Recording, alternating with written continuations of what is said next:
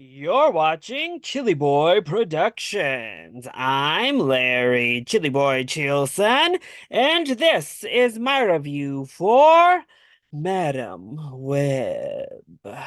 Now, before we get into this review, make sure to go ahead and click that subscribe button down below so that you can chill with me on each and every one of my latest videos.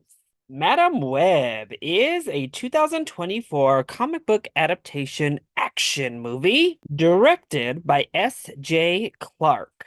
The film follows Cassandra Webb, a paramedic who starts to show signs of clairvoyance. Forced to confront revelations about her past, she must protect three young women from a mysterious adversary that wants them dead.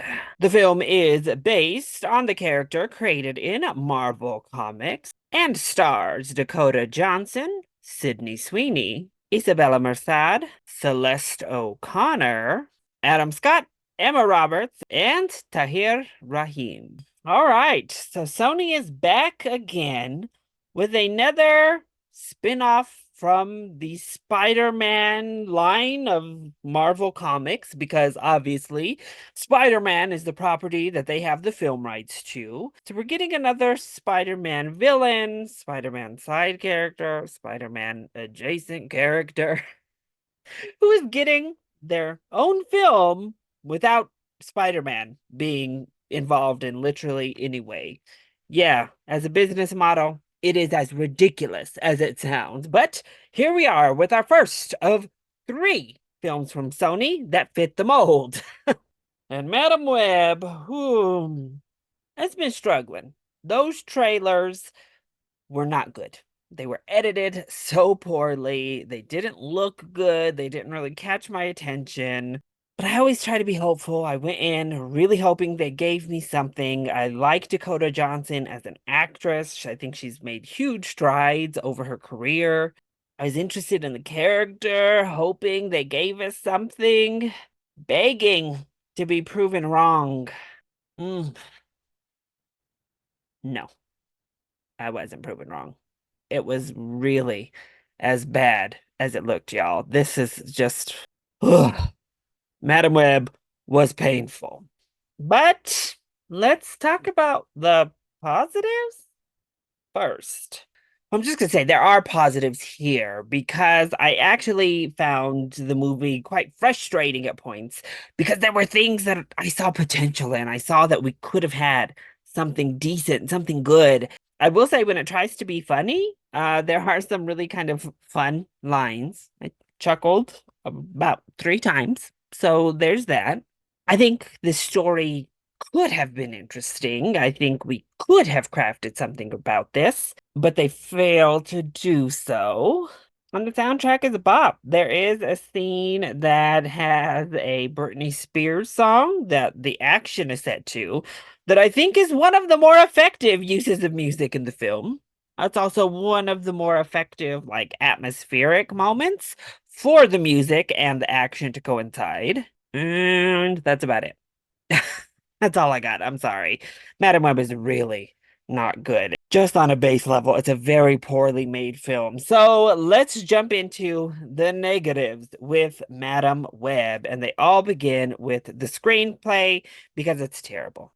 Outside of a few quippy lines that I thought were entertaining, oh my, this screenplay is horrible. Like, there are some of the most cringy lines I have heard since, well, Morbius, also from Sony. Like, what are these characters saying? Oh my gosh, I couldn't believe my ears at some points at the dialogue they were given. The actual plot and the way everything goes down doesn't really make sense. There were moments where I was like, wait a minute, how did this even get here? What are we doing here? Blah, blah, blah, yada, yada. No, it didn't make sense. We get big exposition dumps that have no real visual flair to them. None of our characters are really likable. I was actually a little bit shocked at Cassie and how unlikable she was, as well as her mother, who starts our film off. She is completely unlikable in the montage we get at the beginning of this movie. It was crazy. I was like, oh my, are we supposed to be rooting for her and her daughter? Because neither one of them are very likable to me. Let me get to the acting. I would say the best performances here are okay, and there's not that many of those. Adam Scott probably gives the best performance in the entire movie to me. Dakota Johnson has moments, but by and large, I did not like this performance. This was a big, big setback for her in her career. Really not great. And she really struggled to try to be this leading woman of an action comic book movie like this, and unfortunately does not succeed. Sydney Sweeney, I'm gonna really need you to come through on that horror movie you have coming up because after Anyone But You, we now have Madam Web, and I have to say, that's back to back really bad performances in my eyes. Anyone But You at least was okay, just really flat. This was bad. I don't know what was going on. And she was kind of like the one with the most screen time. You could tell they were trying to push her into the forefront of this girl group. And she was the worst of the girl group and the least interesting by far of the three girls. It was not good. And then Tahar Rahim. Oh my. Another actor that I like. What was this performance? It was really terrible. And I am really curious. Did he just not talk on set? Did they change his entire script after he came in and filmed his scenes? Because I think every single line that Tahar Rahim says in this film is dubbed over in post. The audio editing of this film is wild and terrible. Some of the worst ADR work I have heard in a very long time. And a lot of it has to do with Rahim's character, but it does pop up in other instances as well. But then you look at the visual editing, which is also absolutely atrocious. So why would you expect the audio to be any better? The film literally gave me vertigo at points. I was like spinning watching this mess. They try so hard to be cool and different and artsy with the camera, and it's horrible. It really, the entire movie, the cinematography by and large, is bad here across the board. It is a hideous movie. The color is just bland and flat and ugly. The camera work itself is nauseating and gross. And the editing is horrible. And to go along with the acting and the script, all of our characters get no development. Madam Web ends up at a place in this movie. I don't know where that person came from. I don't know where she develops in the screenplay. She just kind of turns into a brand new person after a certain event near the climax of the film. Comes back and is a totally new person. Apparently had a lobotomy in the process. I don't know.